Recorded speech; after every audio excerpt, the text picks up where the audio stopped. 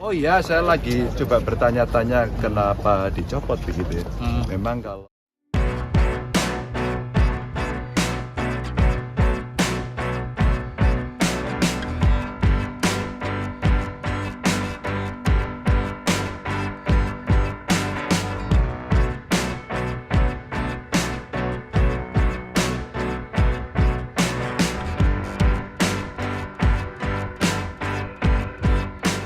Oh iya, saya lagi coba bertanya-tanya kenapa dicopot begitu ya.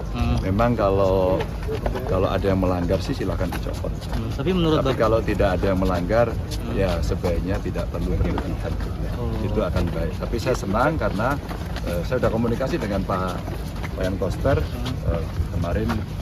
Akhirnya ada statement, terus kemudian dipasang lagi. Ya kita semua belajar.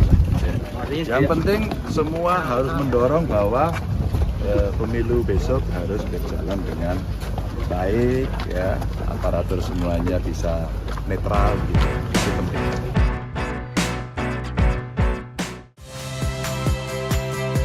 Saya Friska Clarissa.